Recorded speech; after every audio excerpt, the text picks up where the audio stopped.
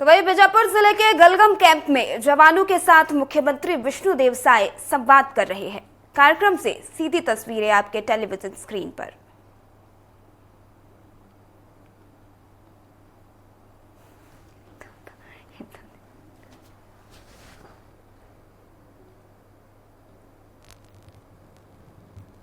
DRG, Bastar fighters और भी हमारे छत्तीसगढ़ पुलिस के सभी जवान भाई और बहनों और मित्रों, मैं आप सबका सबसे पहले हृदय से अभिनंदन करता हूं, स्वागत करता हूं। और आप सबको विदित ही होगा कि अभी हमारे प्रदेश में सुशासन तिहार चल रहा है। 8 अप्रैल से शुरू हुआ है और ये 31 मई तक चलने वाला है और 3 चरणों में ये चल रहा है। अभी ये तीसरा चरण है। हम लोग को सरकार में आए हुए 1.5 साल हुए हैं और 1.5 साल में हम लोगों ने एक अच्छा शासन देने का प्रयास किया है और इस सुशासन के त्योहार से हम लोग प्रत्यक्ष रूप से जनता के बीच में जाकर फीडबैक लेने का प्रयास कर रहे हैं। और अभी जो आप लोगों ने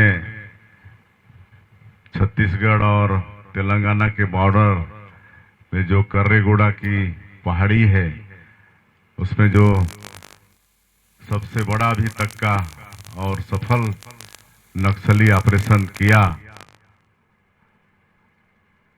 और जिस साहस और शौर्य के साथ आप लोगों ने इस ऑपरेशन को अंजाम दिया, तो आज हम आप लोगों के बीच में प्रत्यक्ष रूप से आप लोगों को धन्यवाद देने आए हैं, आप लोगों का अभिनंदन करने आए हैं और हम आप लोगों के अदम्य साहस को नमन करते हैं, आप लोगों के शौर्य को नमन करते हैं।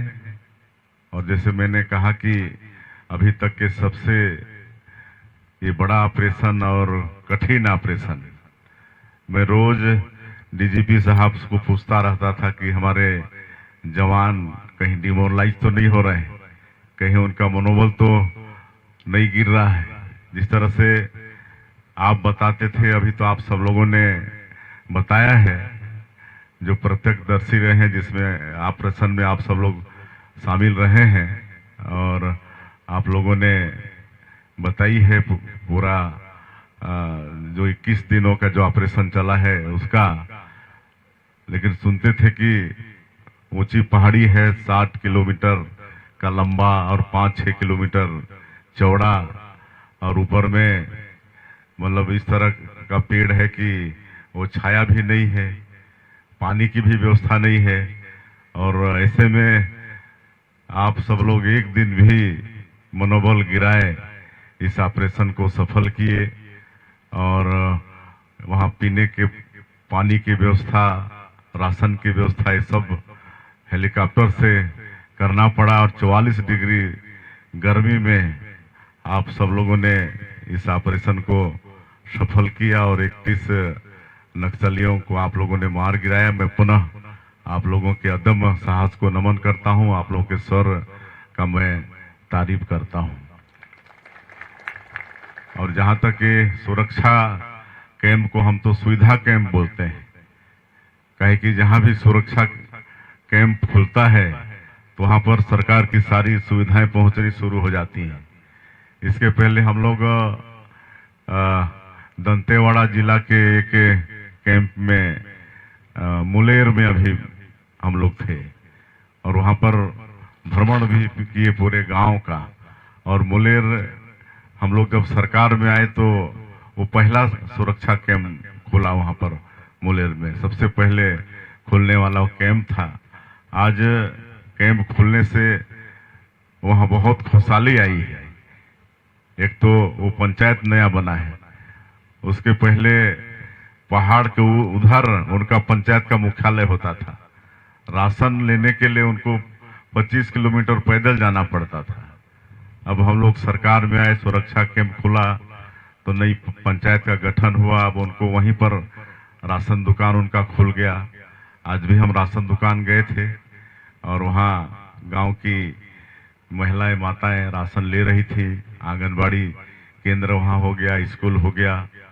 वहाँ बिजली, मतलब एक सपना था बिजली, अब बिजली भी वहाँ पहुँच गई है और कई मोहल्लों में चालू हो गया है। कुछ मोहल्ले में इसी महीने में चालू होने वाला है। मोबाइल का टावर, कोई सोच नहीं सकता चारों तरफ पहाड़ी और वहाँ पर मोबाइल का टावर काम करे, लेकिन वहाँ मोबाइल का टावर भी अच्छा काम कर रहा है। तो ये सब संभव हो पा रहा है सुरक्षा कैंप खुलने से। आप लोगों के बदौलत हम लोग जनता को सुविधा पहुंचा पा रहे हैं। और आप सबको मालूम है कि हमारे माननीय प्रधानमंत्री श्री नरेंद्र मोदी जी और हमारे देश के यशस्वी गृह मंत्री अमित शाह जी दोनों का संकल्प है कि आने वाले 31 मार्च 2026 तक पूरे भारतवर्ष से इस नक्सलवाद को समूल नष्ट करना है। और आज छत्तीसगढ़ में ही ज्यादा नक्सलवाद है, बाकी के राज्यों में थोड़े हैं।